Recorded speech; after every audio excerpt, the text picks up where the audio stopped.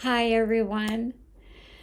I am so excited to come to you today with the taking out the trash on your hydration and nutritional pillar number 3 and expelling some of those myths about hydration and your nutrition. We're going to start with some of the marketed lies and the confusing the rules that have left you maybe overwhelmed. And we're going to replace some of these, hopefully, with the clarity that can give you the confidence to walk into the grocery store at the end of this live, that you can walk into it and shop and not feel so overwhelmed with your choices. So let's start with hydration because, like I posted yesterday, I'm sure you're feeling like you're either drinking way too much or maybe you're not drinking enough, or what should you be drinking? A lot of people think that if I drink water, I'll be hydrating. Or if I drink 8 glasses of water, that's the hard and fast rule. But that's a generic rule, and that really does ignore your actual body's needs. So we lose our water through sweat and urine and breathing. You can lose water through stress, moving, and if your body is healing. So if you're only drinking plain water all day, you're likely flushing out vital nutrients and minerals through all of those different processes. The other leacher of your hydration is caffeine, also alcohol. So if you factor in all of those things, you're really not taking in the necessary amount of hydration that your body needs. So, what would be a practical aim for your hydration needs? A practical aim for, instead of a general aim, would be half your body weight in ounces of water daily. So, for instance, if you weigh 160 pounds, you would want to shoot for 80 ounces of hydration. Now, I'm saying hydration because you don't want to take in just water. Here is the key. So, if you need to grab a pen and paper, this would be the time to do it. All right. So, you want to hydrate with minerals. And how do you do that? Well, you want to add a pinch of Celtic or Himalayan sea salt. The reason that is because they have minerals, but it's not your ordinary salt. All right, hear me, because salt has been demonized in our culture. And that will be our next point. But before we get there, you can also use trace minerals. Many of us are mineral depleted. So the other thing you can do is also take in coconut water. Now, when you're choosing a coconut water, and I'm not plugging this particular brand, okay? So don't come hating on me. What you want to look for is you want to make sure that the coconut water is pure coconut water, that it doesn't have the added sugars in it, and that it doesn't have any of the all of the added junk. This particular coconut water is coconut water.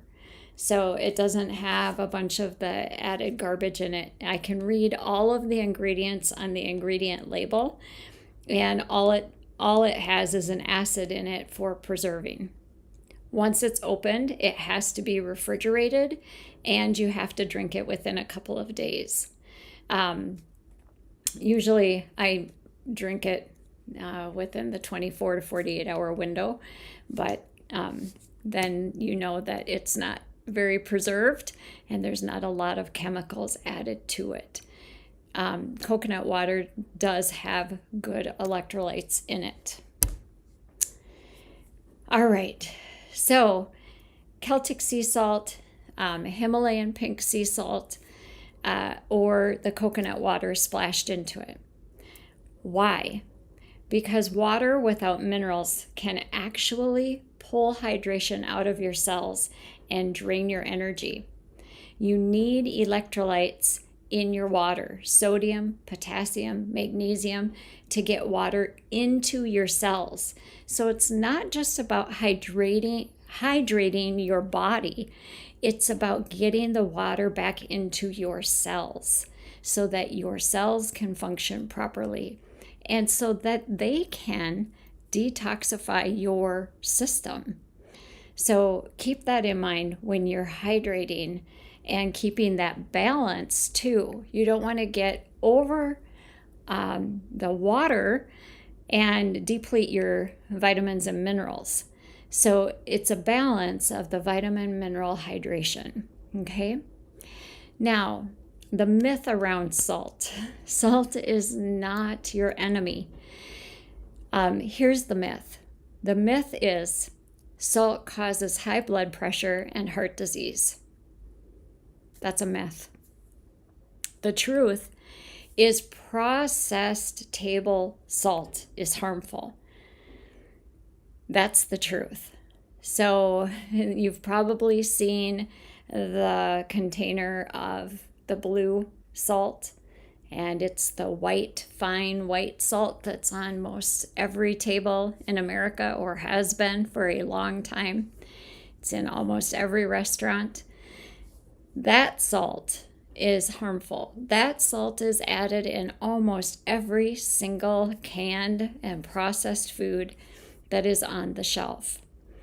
It's used for preservation in many, many cultures and has sustained our food preservation system. But that is the salt that is causing the heart disease and the high blood pressure. Real salt, the mineralized salts, like Celtic sea salt, pink Himalayan sea salt, they have true minerals in them. They've been tested. They are the ones that are essential for the building blocks of our body.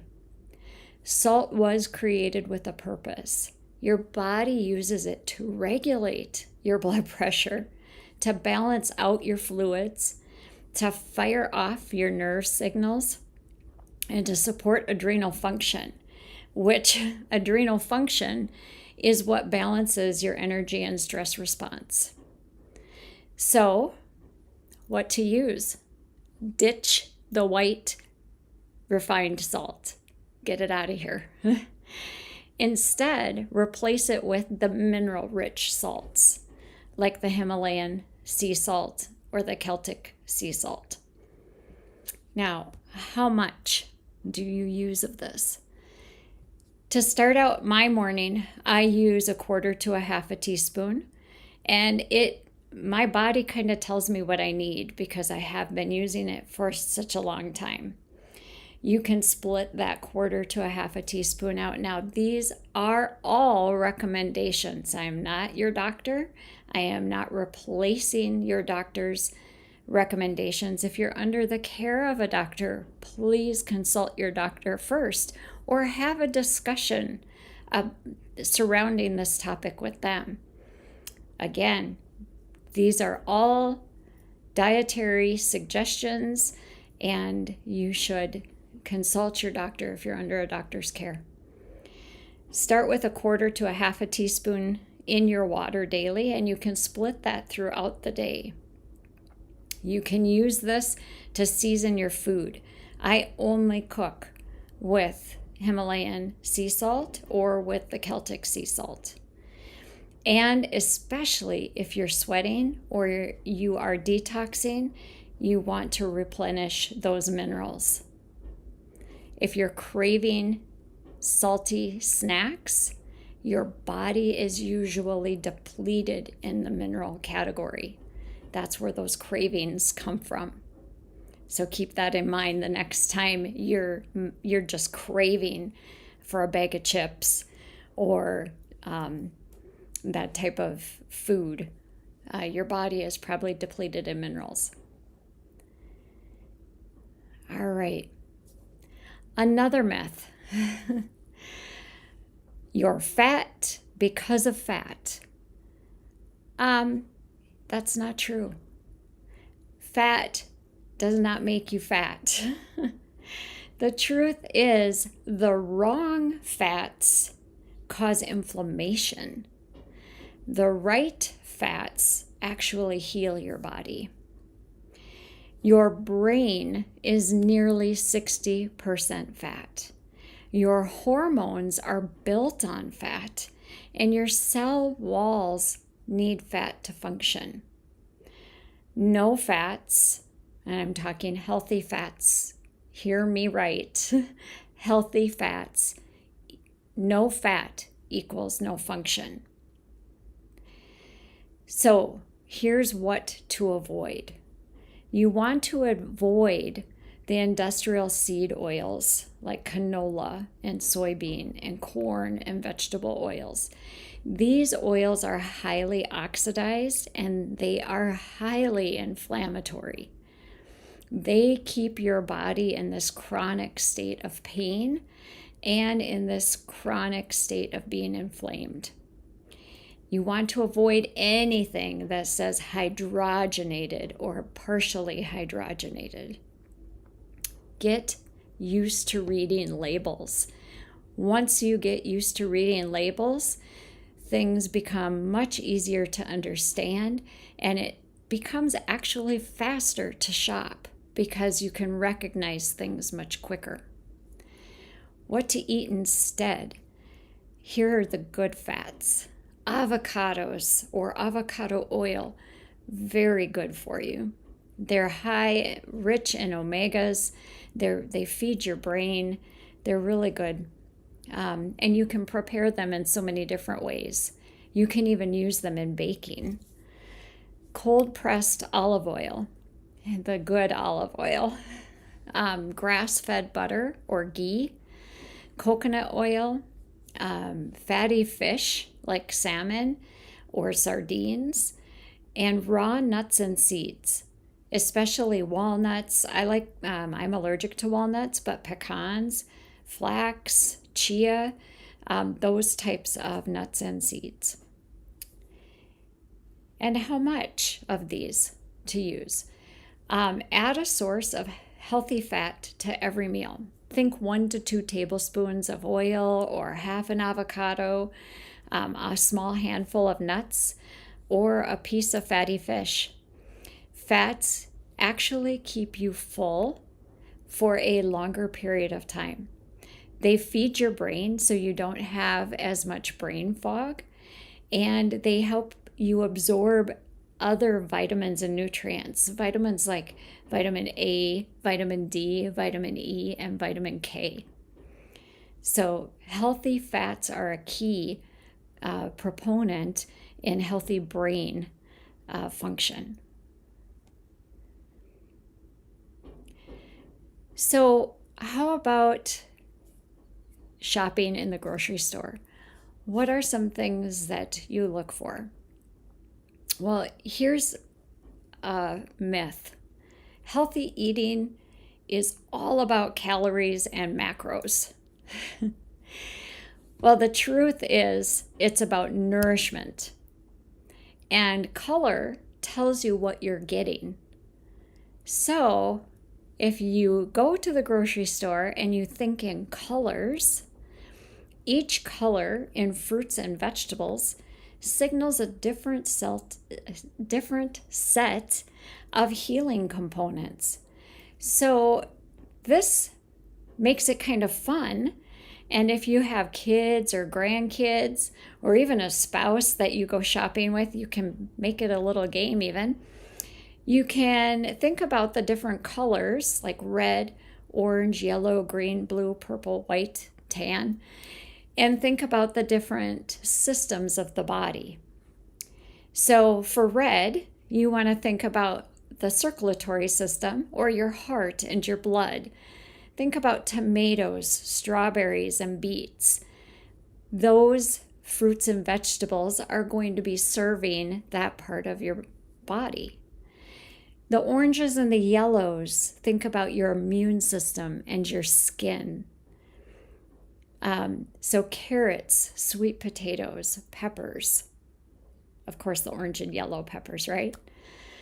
Green, think about detoxing and your gut health. So leafy greens, broccoli, zucchini, any green peppers in that green family. Blues and purples, think about your brain and longevity. So think about blueberries, purple grapes, purple cabbage, eggplant, anything in the purple family. White and tan, think about immunity and inflammation. So like garlic and onions and healthy mushrooms. Think in terms of color when you walk into that first produce aisle of the grocery store. So your goal with this would be to get at least 3 to 5 colors on your plate. Make your plate look like God painted your plate, like He put the rainbow on your plate when you eat it. And you can think about that even when you're making a salad, right? Because salads are usually quite colorful. So think about that in terms, am I serving my body when I'm making the salad? Do I have all of the components in the salad that I need to serve every system in my body? And it makes it more fun, and it makes it easier to shop the store when you're thinking about your body that way. Labels and dyes. Myth. If it says organic or natural, it must be healthy. Here's the myth.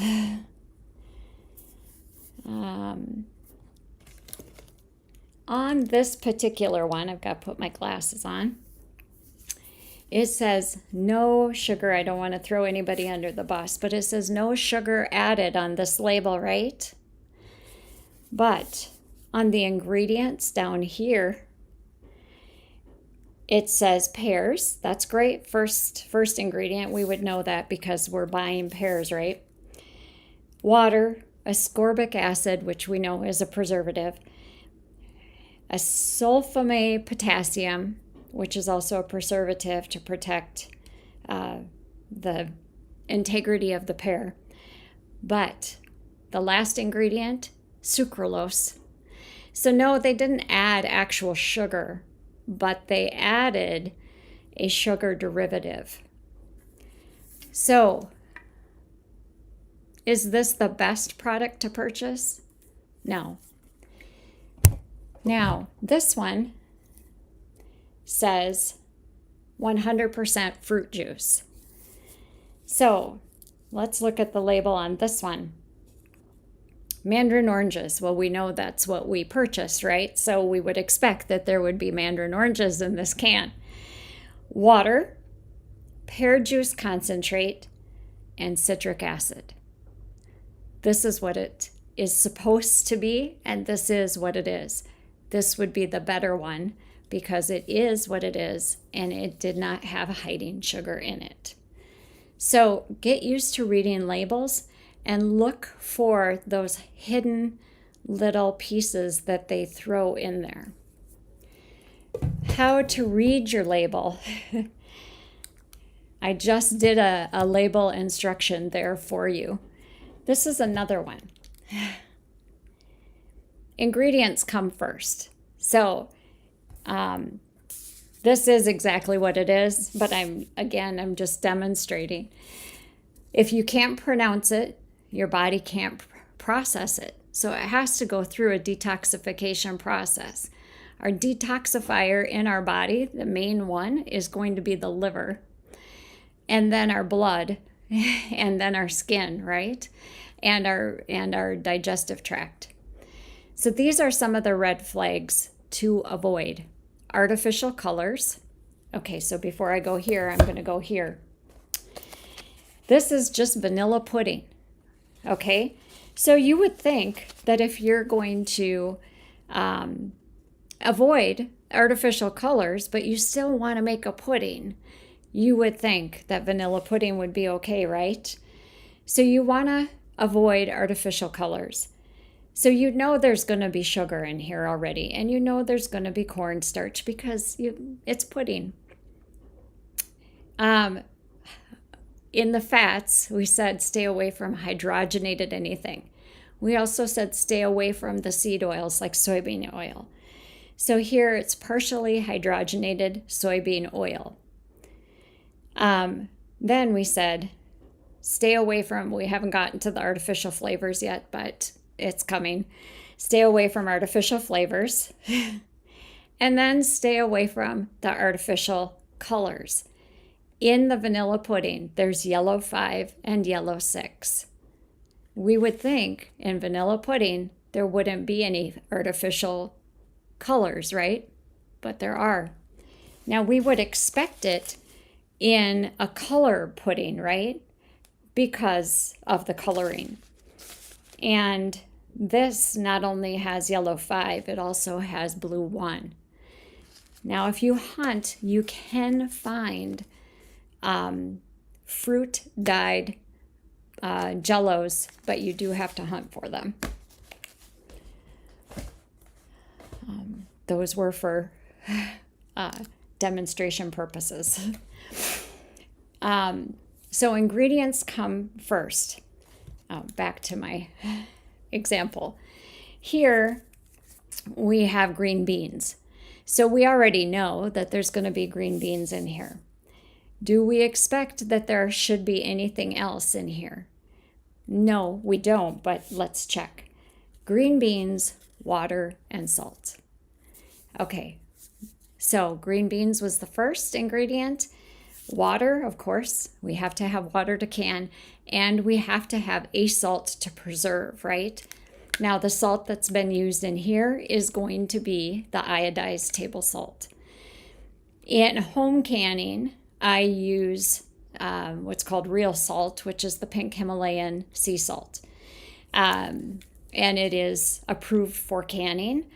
You will hear other people use pickling, canning salt, which is just another form of the salt that they use in canning.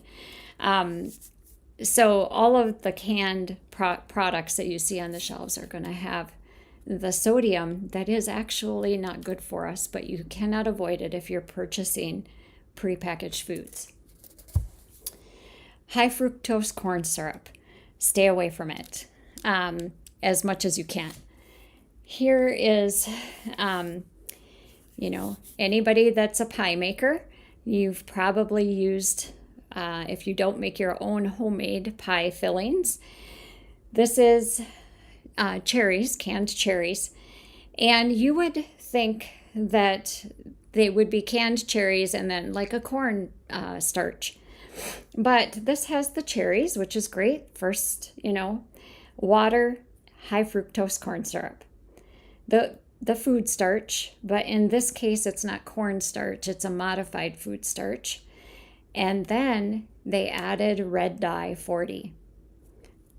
They didn't just leave it at the red cherries. They added the red dye 40 to it. So get used to reading your labels, people. MSG can hide as natural flavoring.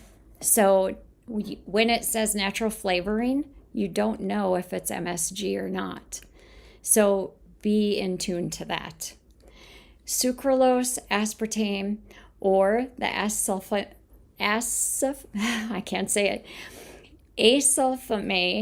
potassium are all types of sugar replacements.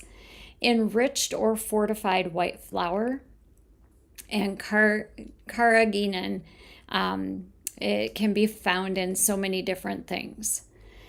So when in doubt, ask yourself, would I feed this to my child? And a lot of times we are. Would I serve it in front of Jesus? Would we serve this food in front of Jesus? I wonder sometimes when I am serving things, I'm like, oh, this tastes really good. This is an old traditional food, whatever. And then I think, would I be serving this to the King? And I have to ask myself, would he even want to eat this? Would he put this in his body? It makes it very difficult for me to sometimes go into a grocery store and not shop the way I know I should shop. And I'm not perfect. That is not where I'm going with this. I'm trying to point out that be aware of what you're purchasing. This is not all the time. It's be better. Try to be better. You don't need to be perfect, just better. So here's another thing. Would I feed this to my child? The snacks that we feed our kids. This says apples and strawberries. It says that it's supposed to be apples and strawberries, right? So the ingredients list, guess what? The only ingredients in this is apples and strawberries.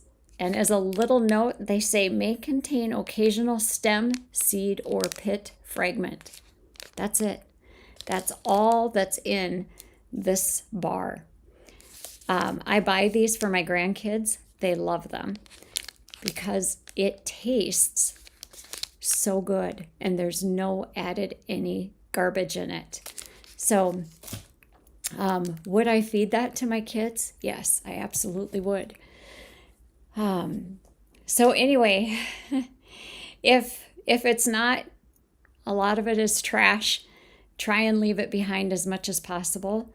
But we all have our traditional favorites, and once in a while, it's okay to indulge. I'm just saying, be aware and try to make better choices when we can.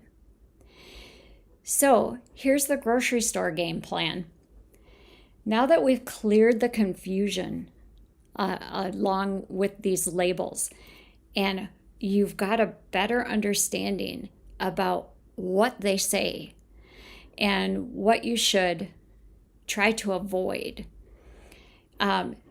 Here's how to shop today. I'm challenging you. Stick to the edges of the store.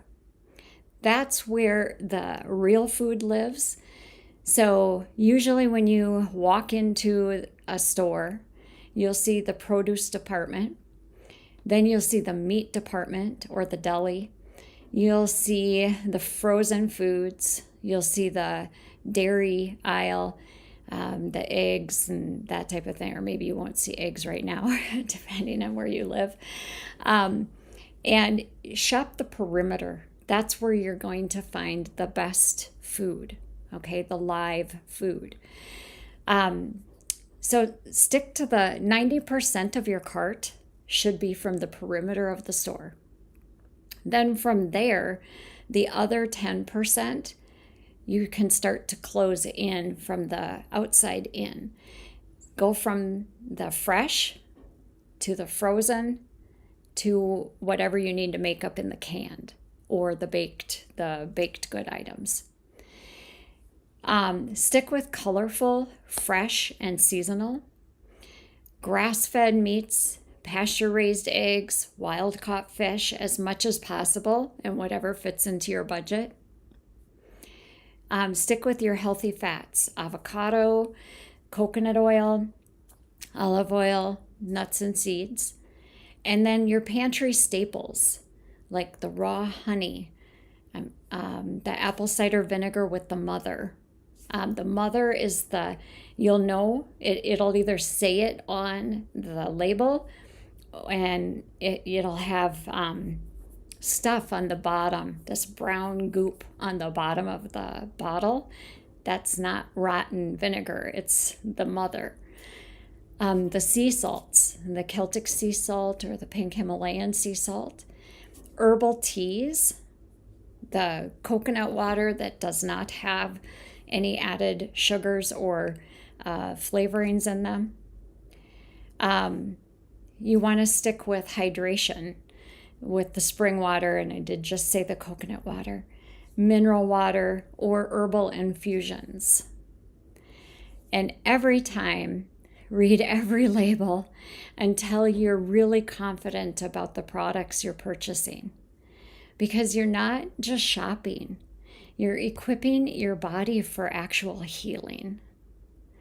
So you help your body to detox by doing gentle detoxes. A detox should never put you out, should never, curl you up. You should always work with your body's natural ability to detox. But you need this truth, right? And a plan. And if you need somebody to help walk you through it, please look below in the links and set up a call with me. Start with what you know. Start with one thing. If that means you hydrate with the minerals and the salts, or you switch out your salts, you embrace the healthy fats, you fill your plate with color, or you read labels like your life depends on it, because it really does. Just start with one of those areas. Make small changes today so that it can sustain you for a lifetime. I would love to hear what change you're incorporating. Leave it in the comment below and share with me which of these changes you can incorporate. Your body isn't broken, you guys. It's just been burdened. So walk with me and let me help you unburden it and make it lighter. Today, you can start taking that burden off, one bite at a time, one bottle at a time, and one choice at a time. You're not surviving anymore. You're aligning with God and the wisdom He's giving you and that He gave us right from the beginning. So I want you to go out and fill your cart with confidence and start your wellness journey today. I have an option of a grocery shopping list for you to help you figure out how to navigate your shopping time so you can leave here with confidence. So if you want to receive that, fill out the form below and I will mail that PDF to you, all right, in your email. So I will get that printable grocery list to you, and I will see you next week for pillar number 4. See you then, you guys. Have a great week.